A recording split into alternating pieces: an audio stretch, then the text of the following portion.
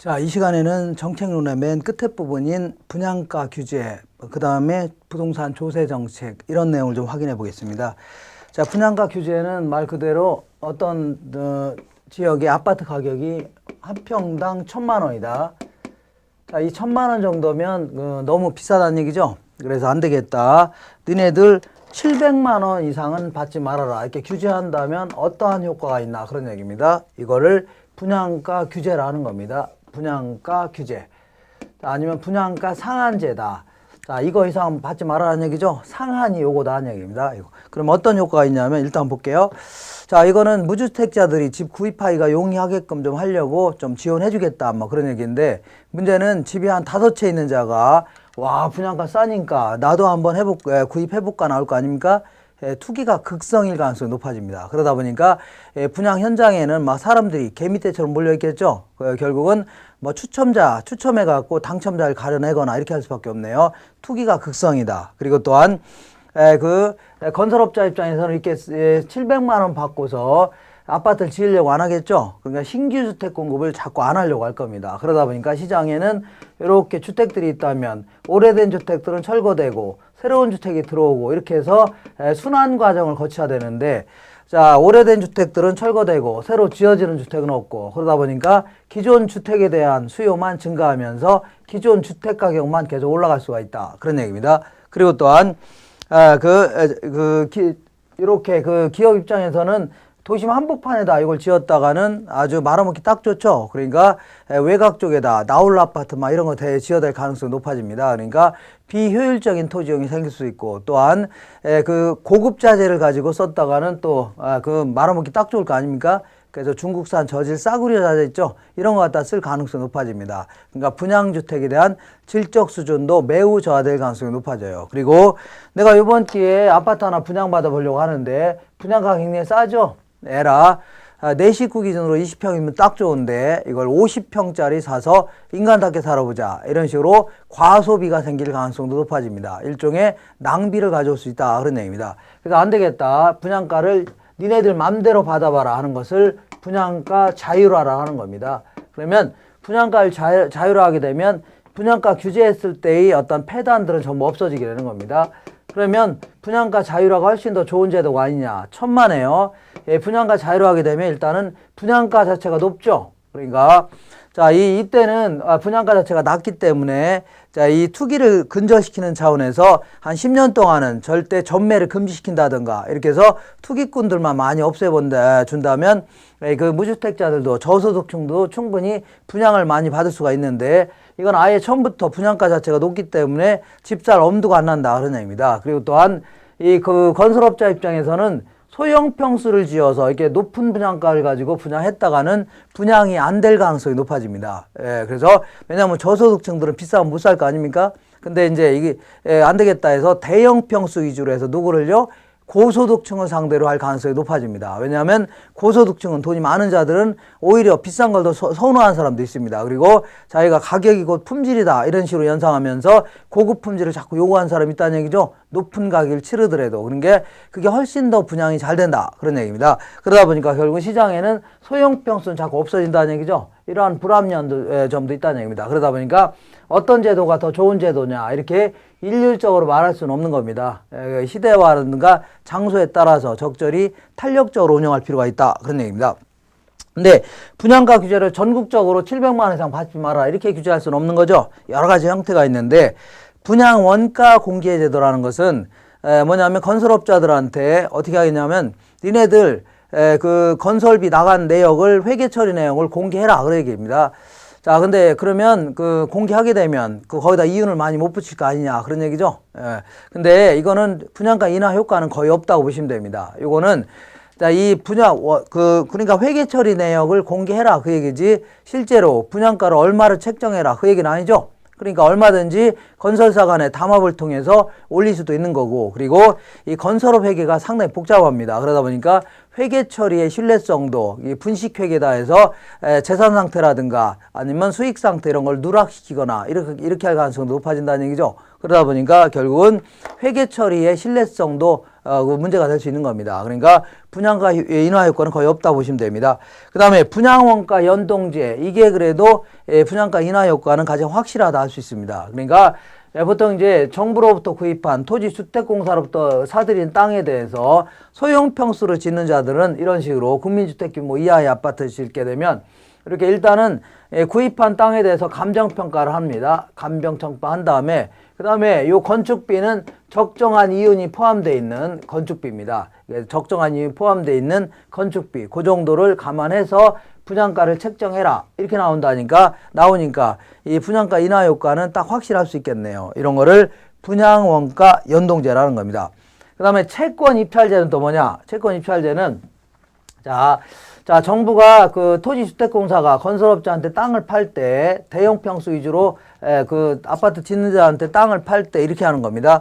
보통 이제 땅은 좀 싸게 팔겠다. 그 대신 우리가 채권을 발행할 테니까 채권을 사라 그 얘기죠. 근데 사는데 우리는 누구한테 파냐면 채권액을 가장 많이 써낸 자한테 팔겠다. 그러면 우리 회사가 채권을 샀다는 얘기는 정부한테 돈을 빌려줬다는 얘기입니다. 그럼 거꾸로 한다면 채권액을 가장 많이 써낸 자한테 팔겠다는 얘기는 정부라든가 토지주택공사에 돈을 가장 많이 빌려주는 자한테 채권을 팔겠다는 얘기죠.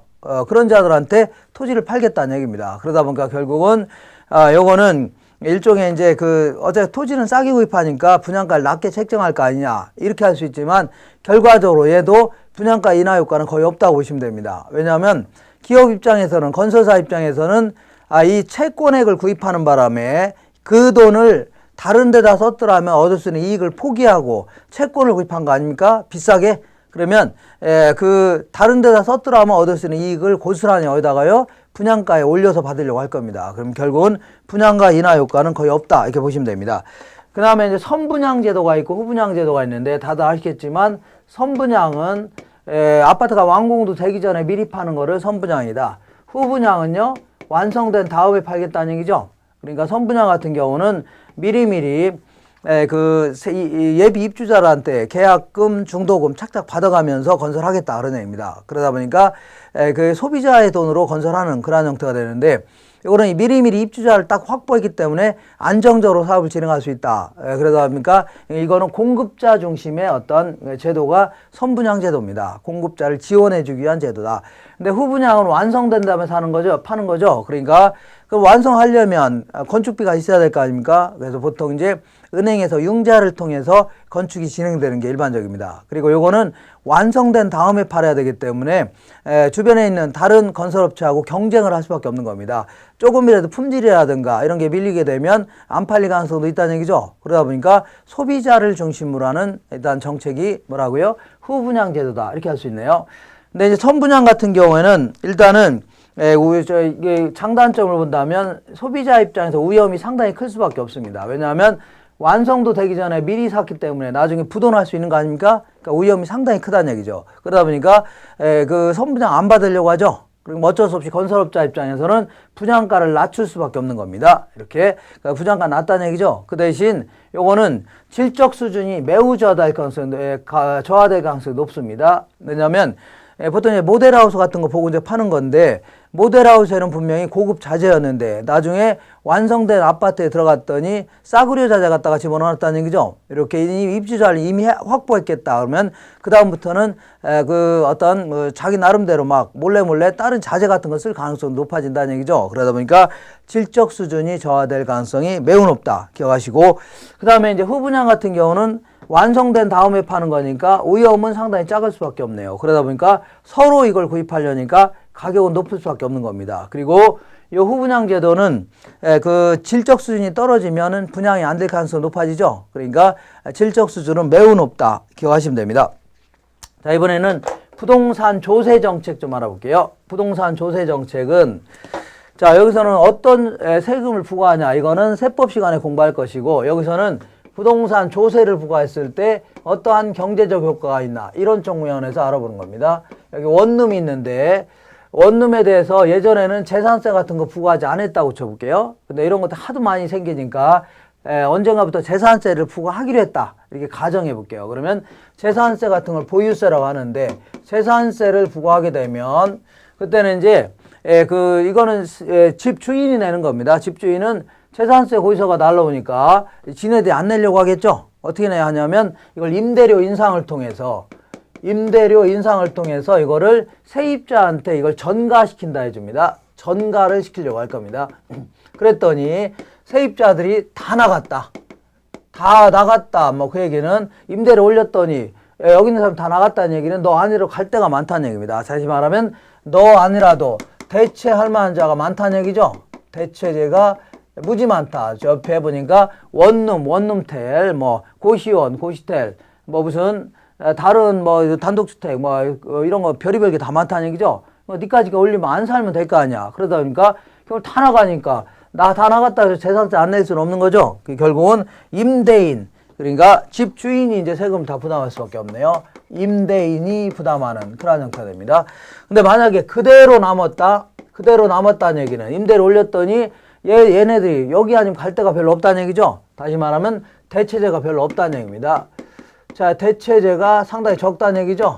자, 그러다 보니까 이때는 거의 다 남았으니까 그 임대를 올린 것 같다가 세금 내면 될 거 아닙니까? 그럼 결국 누가 낸 꼴이에요? 임차인 낸 꼴이 되겠네요. 임차인. 자, 그래서 결국은 자, 임대료를 올렸을 때 실질적인 세부담을 누가 하냐 이런 것들은 결국은 그 수요와 공급의 탄력성에 따라 달라집니다. 탄력성. 그러니까 상대적으로 결론적으로 얘기한다면 상대적으로 비탄력적인 쪽에서 세부담이 커진다. 기억하시면 됩니다. 비탄력적이라는 얘기는 임대를 올리더라도 갈 데가 없다든가 소비자 입장에서는, 그리고 공급자 측면에서는 임대를 올리게 되면 공급량을 늘리게 되면 그거 가지고 세금 낼 수도 있는 거죠. 근데 전혀 못 늘린다든가 이렇게 상대적으로 비탄력적인 쪽에서 세부담이 커진다. 요거 기억하시고, 그리고 하나 더 기억하실 것은 만약에 어떤 한쪽이 완전 탄력적이다 그러면 그쪽은 세부담을 전혀 안 하는 겁니다.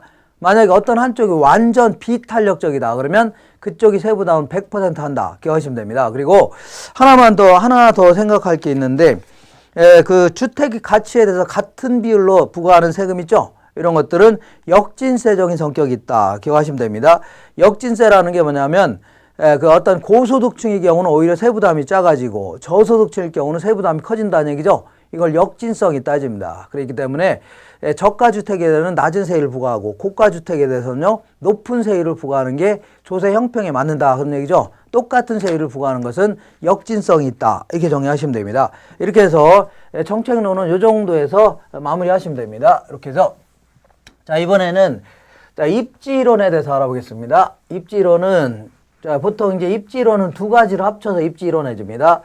예컨대 내가 빵집을 하려고 하는데 빵집을 어디서 하는 게 좋을래나 이거와 관련된 이론을 입지론 해줍니다. 입지론. 그 다음에 적지론은 또 뭐냐, 내가 일단에 토지가 있는데 이 토지를 어떤 용도로 쓰는 게 최적의 그 입지가 될 것인가 이거와 관련된 것을 적지론 해줍니다. 두 가지 합쳐서 이걸 입지이론이라고 하는데, 자, 거기 밑에 보니까 용도별 입지 선정이다 해서 입지 조건을 얘기합니다. 그래서 입지 주체가 찾고자 하는 최적의 어떤 조건이 있죠. 이 조건은 어쨌거나 주택 같은 경우는, 주거용 같은 경우는 쾌적하고 아니면 편리성이 좀 있으면 좋은 주택이 될 겁니다.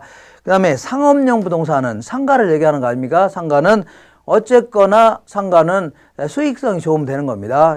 좀 지저분하더라도 수익성을 최고로 친다는 얘기죠. 그 다음에 공업용 같은 경우는 생산비라든가 수송비에 있어서 절감을 가져다 줄 수 있는 그러한 그 지역이 아니면 그런 공장이 최적의 입지가 될 수 있다는 얘기입니다. 그 다음에 농업용 같은 경우, 농지 같은 경우에는 기상 상태라든가 토양이 양호해야 어떻게 그 생산성이 높아진 거죠. 농업 생산성 이런 것들을 입지 조건이라 하는데, 과거에는 다음 중 주택에 대한 입지 조건 중 바람직하지 않은 것은 이렇게 해서 나온 적도 많이 있었습니다. 옛날에. 근데 요즘에는 근래 들어서는 그런 건 거의 안 물어보고 대부분 주요한 입지 이론이라고 해서 주로 이제 외국에서 이제 학자들 있잖아요.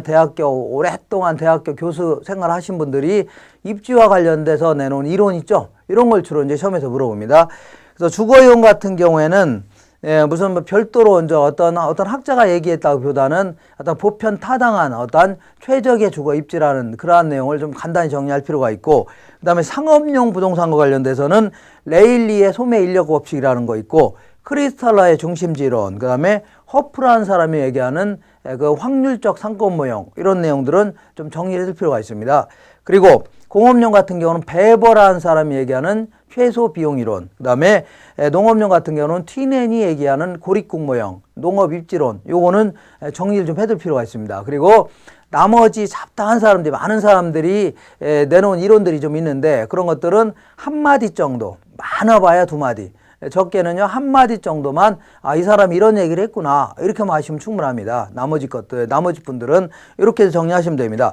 자, 맨 먼저 주거지와 관련된 입지론은 자, 뭐 별도로 누가 얘기했다기보다는 일반적이고 보편 타당한 이론 중에 최적의 주거 입지론이라고 있는데, 이건 뭐냐면 어떤 주택이 어디가 최적의 입지가 될 것인가, 뭐 그거와 관련돼서는 주택은 자연적인 조건도 줘야 되겠죠. 그래서 여름에는 좀 시원하고 겨울엔 따뜻한 게 좋을 겁니다. 그리고 여러 가지 그 뒤쪽에 산 같은 게 있으면 뭐 북풍을 막아줄 수도 있고 경치도 좋죠. 앞에 호수 같은 게 있으면 더더욱 좋고, 이런 게 자연적 조건도 좀 적정히 좀 갖춰야 되고, 그 다음에 인문적인 조건, 예컨대 사회적, 경제적, 행정적 제반 요건들도 적당히 좀 갖춰야 된다 그런 얘기입니다.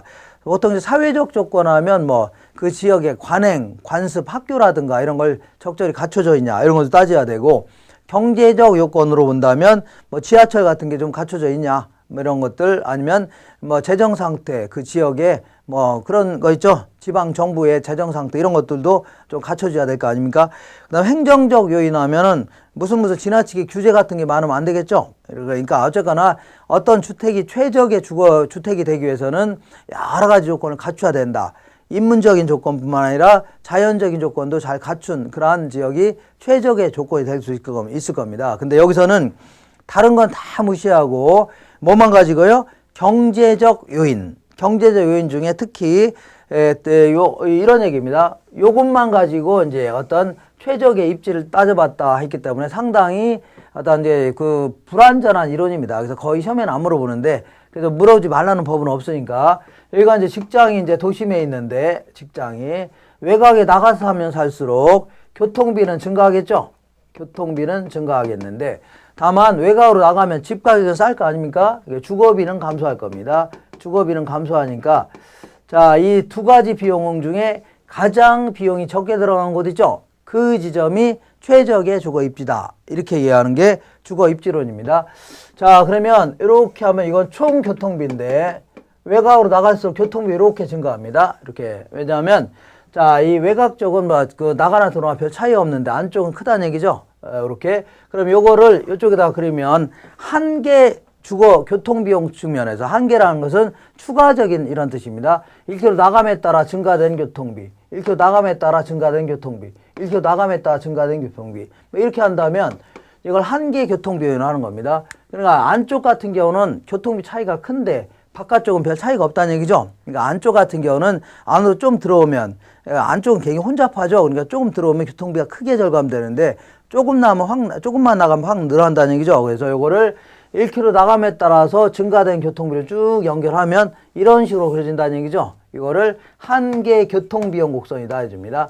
자, 이번에는 이렇게, 이건 총 주거비인데, 총 주거비는 외곽으로 나갈수록 집 가격이 싸질 거 아닙니까? 임대료 같은 게. 그러면 어떤 식으로 싸지냐면 이러한 형태로 싸진다는 얘기입니다. 그러니까 이 안쪽 같은 경우는 조금만 안으로 들어가면 주거비가 확 올라가는데, 조금 나가면요 확 떨어진다. 왜냐하면 도심 안쪽 같은 경우는 조금만 안으로 가면 막 백화점이 즐비하죠. 좀 나가면 약간 좀 이렇게 확 떨어진다는 얘기입니다. 근데 외곽 쪽 같은 경우는 큰 차이가 없다는 얘기입니다. 이것도 마찬가지로 1km 나감에 따라서 감소되는 주거비, 1km 나감에 따라서 감소되는 주거비, 1km 나감에 따라 이걸 쭉 연결하니까 얘는 다 통계적으로 이렇게 그린다 그런 얘기입니다. 이렇게 이걸 한 개 주거비용 곡선이다 해줍니다. 주거비용. 그럼 결국은 어느 지점이 최적의 주거 입지가 되냐면 요 만나는 지점이죠. 요 지점이 최적의 주거 입지다 이렇게 얘기하는 겁니다. 왜냐하면 도심 한복판에 살다가 1km 나가서 산다고 쳐볼게요. 나가니까 일단 나가게 되면 교통비는 증가하죠. 그 교통비 증가는 요거밖에 안 된다는 얘기입니다. 이게 교통비 증가하니까. 근데 주거비 감소는 이거보다 더 크다는 얘기죠. 이만큼 아닙니까? 교통비 증가는 요건데 주거비 감소는 이만큼이죠. 나가서 하는 게 유리하다는 얘기입니다. 여기까지. 자, 그런데 여기서부터 또 이렇게 나가서 한다 붙여볼게요. 그럼 교통비 이만큼 증가하죠. 근데 주거비의 감소는 요거밖에 안 되니까 나가면 손해라는 얘기죠. 그래서 다시 들어와야 된다는 얘기입니다. 요 지점이 최적의 주거 입지다. 이렇게 얘기하는 게 바로 주거 입지론입니다. 그래서 이렇게 해서 좀 정리해 두시고, 그 다음에 상업 입지론에 대해서 공부해 보겠습니다. 여기는 주거 입지론은 거의 근래 들어서 물어본 적이 없는데, 그래서 그래도 뭐 물어보지 말라는 법은 없으니까 잘 좀 정리하시면 됩니다. 거기 나와 있는 거대로. 자, 이번에는 뭐에 대해서 알아보냐 면 상업지와 관련된 입지론은 자주 물어봅니다. 자, 특히 레일리의 소멸인력 법칙이라든가 허프의 확률적 상권 모형, 그 다음에 그 크리스탈러의 중심지론, 요걸 중심으로 해서 좀 정리를 해둘 필요가 있습니다. 먼저 레일리의 소멸인력 법칙이다 해서 이 사람은 뉴턴의 만류인력 법칙을 응용해서 그 도시 간의 상권을 한번 정해봤다 그런 얘기입니다. 그래서 뉴턴의 만류인력 법칙은 어떤 물체가 있으면 이 물체가 얘를 끌어당긴 힘이 있다 그런 얘기죠. 끌어당긴 힘은 얘가 얘를 끌어당긴 힘이 됐든 얘가 얘를 끌어당긴 힘이 됐든 어쨌거나 물체의 크기에는 비례한다. 질량에는 비례하고 여기부터 거리는 자꾸 멀어질수록 당기는 힘이 약해지겠죠. 그러니까 거리의 제곱에는 반비례한다. 거기다가 어떤 상수를 집어넣어서 뉴턴의 만류인력 법칙이다. 이렇게 얘기하는 겁니다. 만류인력 법칙. 요걸 응용해서 도시 간의 상권을 한번 정해봤다. 그런 얘기입니다. 예컨대 요건 A 도시가 있고 그 다음에 요거는요 뭐 B라는 도시가 있다고 쳐볼게요. 조그마한 도시. 보통 이제 그 도시는 크기를 뭘로 따지냐면 이게 어쨌거나 이게 물체라고 쳐볼게요. 일단 도시라기보다는 일단 물체다. 자, 그러면 어쨌거나 요 사이에 또 다른 물체가 또 있다고 쳐볼게요. 또 다른 물체가 여기 있다. 그러면 아무래도 얘가 얘를 끌어당기는 힘이 훨씬 더 클 겁니다. 얘가 얘를 끌어당기는 힘보다는. 그러니까 이쪽으로 달라붙겠죠. 만약 여기에 또 다른 물체가 있다 그러면 얘가 훨씬 더 끌어당기는 힘이 클 겁니다. 그러면 만약 이렇게 해보자. 어떻게 하냐면 요 물체를 점점 이쪽으로 옮겨 볼게요. 옮기다 보면 어느 지점에 가서는 양쪽이 끌어당기는 힘이 똑같을 수 있죠. 요걸 좀 더 분기점이라 해볼게요. 분기점. 그러면 분기점까지의 거리를 이렇게 한다면 요거를 분기점까지 거리를 DA, 여기까지 거리를 DB라고 한번 정해보자. distant A, distant B 거리. 그 다음에 요걸 도시라고 쳐보자. A 도시, 얘는요 B 도시. 그러면 보통 도시의 크기는 인구로 따지죠. 그래서 population A, A 도시의 인구, population B, B 도시의 인구 이렇게 해주자. 그러면 어쨌거나 얘가 얘를 끌어당긴 힘은 어떻게 계산하면 돼요? 도시의 크기에는 비례하죠. A 도시가 요거를 끌어당긴 힘은 도시의 크기에는 비례하니까 PA에는 비례한다. 그래서 분모에 집어넣으시면 됩니다. 그 다음에 거리의 제곱에는 반비례한다는 얘기죠. DA의 제곱에는 반비례한다. 그 다음에 이번에는 B 도시가 얘를 끌어당긴 힘을 계산해 볼게요. B 도시가 얘를 끌어당긴 힘은 어쨌거나 도시의 크기에는 비례한다는 얘기죠. PB에는 비례하고 여기부터 여기까지 거리의 제곱에는 반비례한다.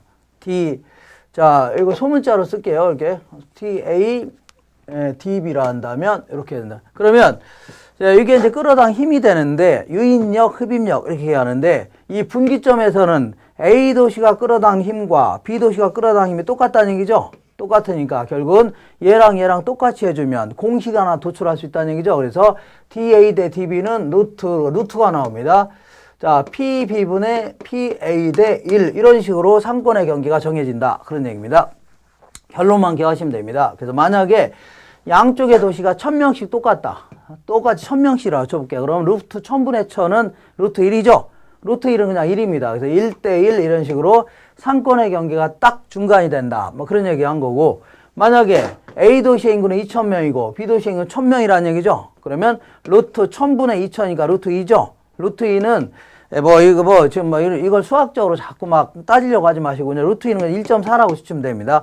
1.4다. 그러면 1.4 대 1 이런 식으로 해갖고 A 도시로 쪽으로부터 1.4배 정도 떨어진 곳 있죠. 그곳이 상권의 경계가 된다. 그렇게 얘기했습니다. 그래서 결국은 이렇게 해서 상권의 경계가 이렇게 정해진다.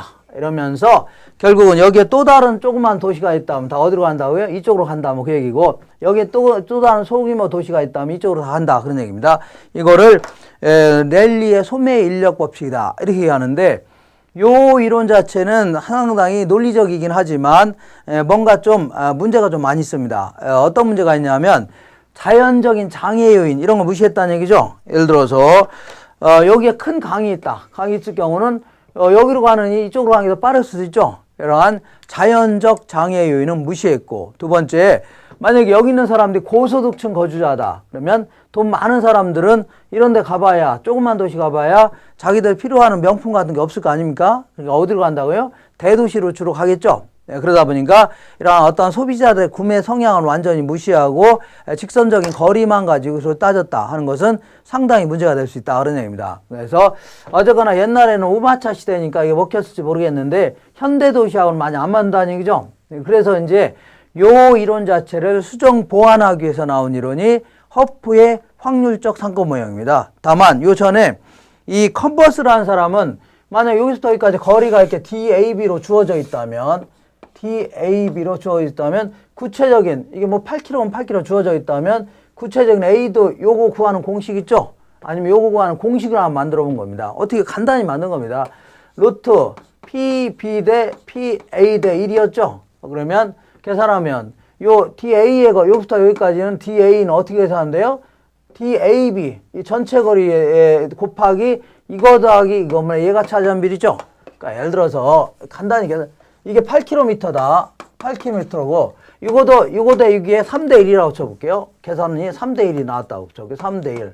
3대 1이라고 나왔다면 8km 곱하기 3 플러스 1분의 이거 더하기 이거분의 얘가 차지한 비리죠. 이렇게 해서 간단히 계산한 공식을 만들어 본 건데 예전에 한번 계산 문제 나온 적이 있는데 또 나올 가능성은 그다지 많지는 않습니다. 그래도 막판에 공식 하나 암기하고 들어갈 필요는 있다 이렇게 생각이 됩니다. 그냥 혹시 나올지 모르니까 이렇게 해서 이 정도를 뭐라고 하냐면 레일리의 소매 인력 법칙이라는 겁니다.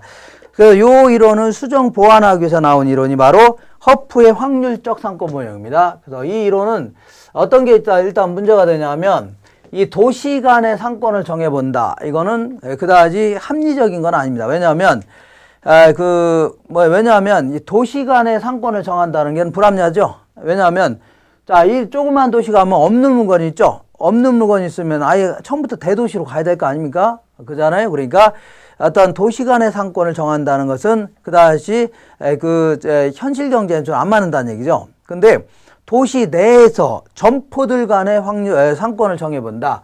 요거는 상당히 합리적인 분석이 될 수 있는 겁니다. 도시 내에서 점포들 간에 예를 들어서 홈플러스라든가 이마트 같은 경우는 구비하고 있는 물건이 거의 비슷하죠. 그러니까 점포들 간에 어떤 상권을 한번 정해보자 하는 게 훨씬 더 현실성 있는 거고, 그 다음에 이 사람의 이론대로라면 여기 있는 사람 무조건 이쪽으로 가는데 저쪽으로 갈 수도 있는 거죠. 확률 모형을 제시하는 게 훨씬 더 현실에 맞는다는 얘기입니다. 그리고 아까 얘기한 대로 자연적인 장애 요인이라든가 장애 요인 아니면은 구매 성향 이런 것들도 반영을 해야 된다는 얘기죠. 그래서 이거 반영했는데 이거를 거리 마찰 계수라는 거에다가 반영해 갖고 수정 보완한 이론이 바로 뭐냐면 허프의 확률적 상권 모형입니다. 그래서 이 사람은 논리 자체가 여기는 이제 기존의 매장이 있고 여기는 신규 매장이 있다 쳐볼게요. 신규 매장 홈플러스 있고 신규 이마트가 생겼다고 쳐볼게요. 여기는 A 지역에 뭐 인구 5만 정도가 있는 어떤 아파트 단지라고 쳐볼게요. 그러면 이쪽 거리가 있고 거리가 있겠죠. 네, 그러면 보통 이제 도시의 크기는 뭘로 따진다고요? 인구로 따지는데 매장은 면적으로 한번 따져볼게요. 4,000제곱미터이다. 얘는요 9,000제곱미터이다. 그 다음에 여기부터 여기까지 거리는 2km 이렇게 여기가 거리는 3km라고 쳐볼게요. 계산 문제가 자주 왕왕 물어봅니다.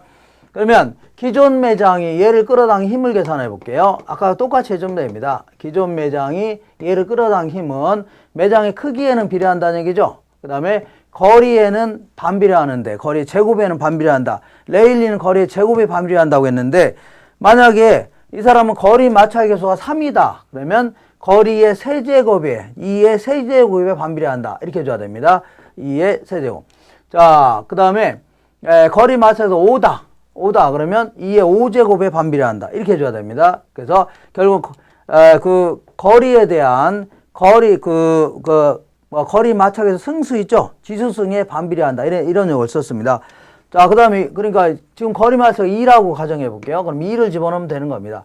그 다음에 신규 매장이 얘를 끌어당긴 힘을 계산해 볼게요.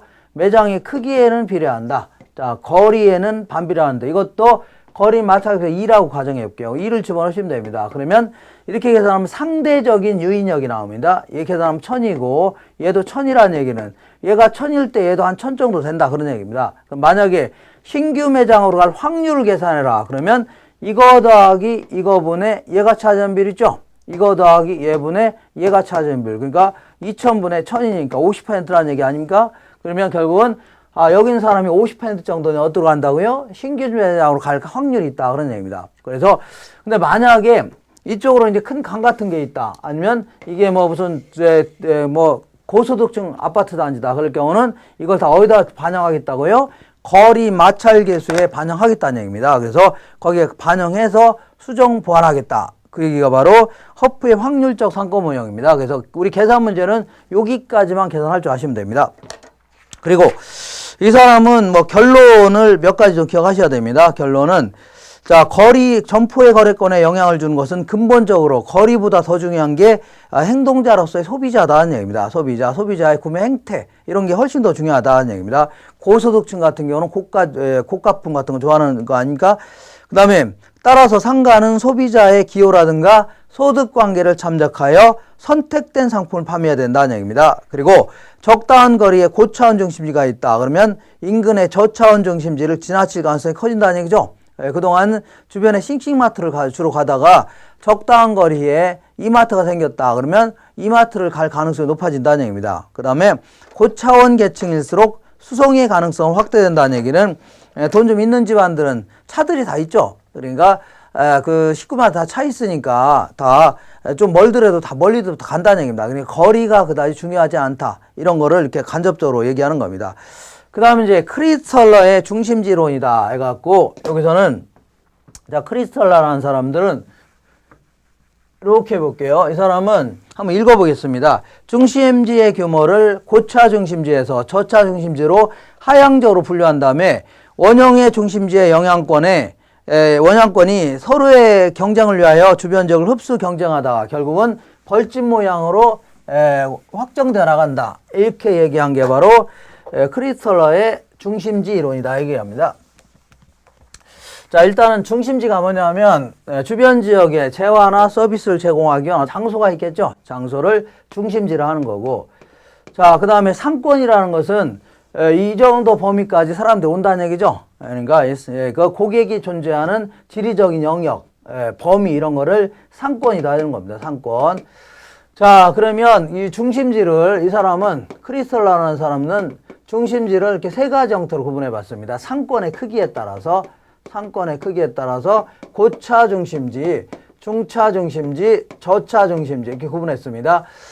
그러니까 고차 중심지는 이 중심지를 이제 레일리 같은 경우는 도시를 한번 가정해 본 겁니다. 도시 그러니까 대도시 같은 거 있죠. 서울 같은 경우는 주변에 있는 수원이라든가 뭐 용인 이런 데 다 오잖아요. 대도시를 생각해 봤고 그다음에 저차 중심지는요. 이제 소도시 생각해 본 거고 그다음에 중차 중심지는 중간 정도의 도시 생각해 본 겁니다. 근데 이제 그 허프라는 사람은 점포를 주로 대상으로 한 거 아닙니까? 점포. 그러다 보니까 고차 중심지는 뭐 백화점 같은 거 생각하시면 되고 그다음에 저차 중심지는 동네 편의점 같은 거 생각하시면 되겠네요. 중차 중심지는요. 그 뭐 싱싱마트 이런 거 생각하시면 되겠네. 이런 것들을 중차 중심지다 해주면서 이 중심지가 일단은 성립하기 위한 조건을 좀 나열했습니다. 중심지가 성립하기 위해서는 이런 얘기입니다. 예를 들어 어떤 동탄 신도시에다 현대백화점을 입점시키려고 한다. 그러면 이렇게 현대백화점이 유지되기 위해서는 최소한도로 한 달에 한 2만 명 정도는 이용해 줘야 된다. 아니면 상권의 범위로는 한 3km 내에 있는 사람 와줘야 된다는 얘기죠. 이런 거를 최소 요구치라는 겁니다. 다시 말하면 현대백화점이 망하지 않고 버티려면 이 정도는 와줘야 된다는 얘기죠. 근데 막상 현대백화점을 입점시킨다면 이 정도 범위 있죠. 다시 말하면 한 달에 한 4만 명 정도도 와줄 것 같다. 4만 명. 상권의 경계로는요. 한 5km 내인 사람까지 올 것 같다는 얘기죠. 이거를 재화의 도달거리다 입니다. 재화의 도달거리. 그러니까 결국은 상권에 영향을 미치는 최대한의 어떤 공간적 범위 아니면 시장 지역 이런 거를 재화의 도달거리 이렇게 표현합니다. 당연히 이렇게 재화의 도달거리가 뭐보다 커야 된다고요? 최소 요구치보다는 커야 그 중심지가 성립이 된다. 중심지가 성립한다는 얘기를 입점한다 그런 얘기입니다. 입점한다 그런 얘기죠. 이렇게 자 이렇게 해서 입점했다고 쳐보자. 그러면 중심지가 어떤 식으로 변해 나가냐 이거 좀 알아보겠습니다. 변해 나가는 과정을 좀 알아볼게요. 자 이쪽으로 하는 게 낫겠네요. 예, 이쪽으로 어쨌거나 동탄 지역에 이렇게 홈플러스도 홈플러스로 할까요? 자기네들도 재화 최소 요구치는 요 정도인데 재화 도달기가 요 정도 된다길래 입점했다고 쳐볼게요.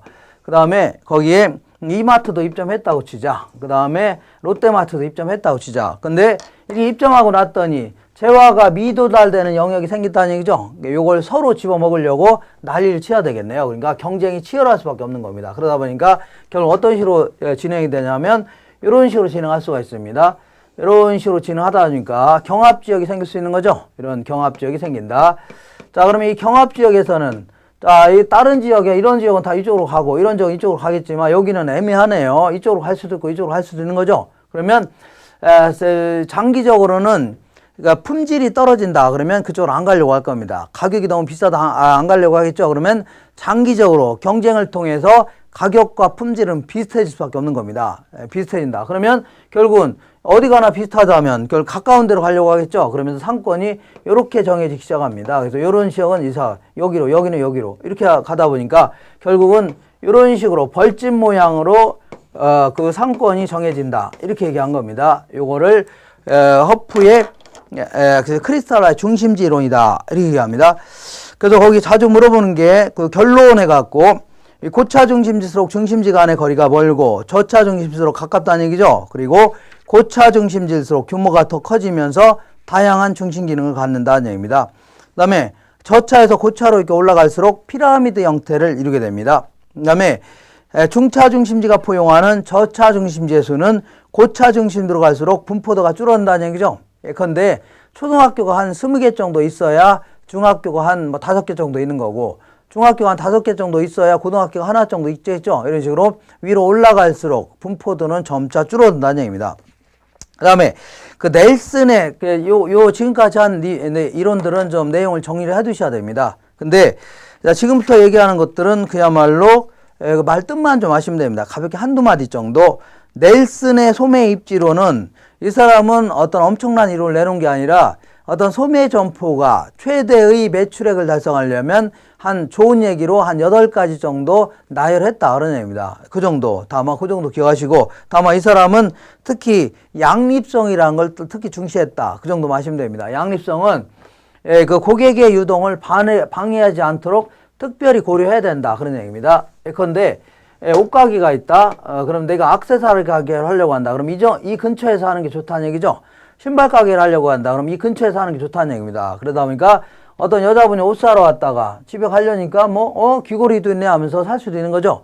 또 집에 가려니까 신발도 있네 하면서 살 수 있는 거 아닙니까? 이런 식으로 고객의 유동을 방해하면 대화인데요. 안 된다는 얘기입니다. 그 다음 후보의 입지 효과의 시간 법칙은 이 사람은 남들 다 할 수 있는 얘기를 한마디 써놓고서 교재에 나와 있는 겁니다. 이익은 개점과 더불어 즉시 나타나는 것은 아니죠. 충분한 시간적 여유를 가진 장기적인 상태가 돼야 된다. 그런 얘기입니다.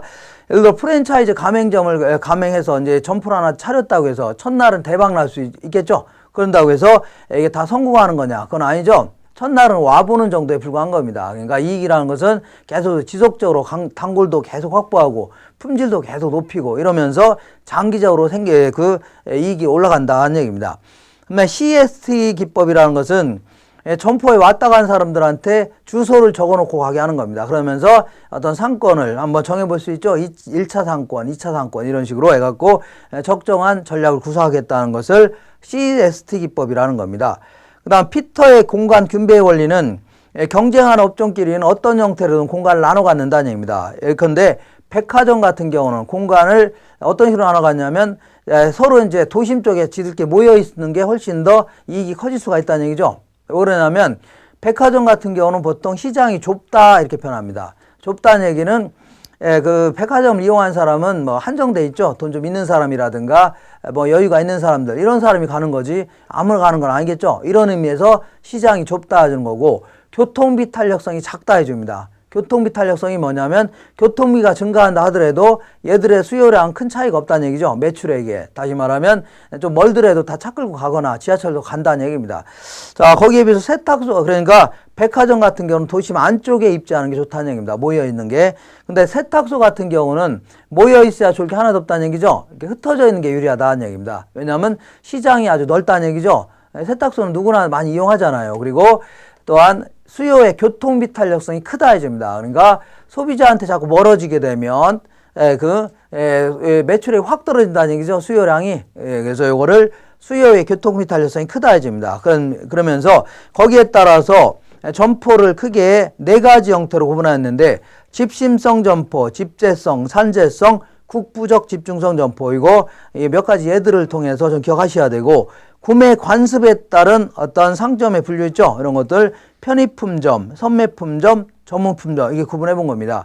그 다음에 시장의 획정 방법이라는 것은 상권을 정해보는 방법인데, 시장 침투법은 아까 얘기한 허프의 확률적 상권 모형이라는 거, 이런 걸 가지고 상권을 정해볼 수 있는 거고, 공간 독점법은 롯데리아 같은 경우에 점포를 내줄 때 요 지역에다 점포를 내주면서 다른 롯데리아는 입점 안 시키겠다 그러면 요게 바로 상권이 될 수 있는 거죠. 이런 식으로 정할 수 있습니다. 공간 독점법이라는 거고, 그 다음에 분산시장 접근법은 그야말로 고급 상품 같은 거 있잖아요.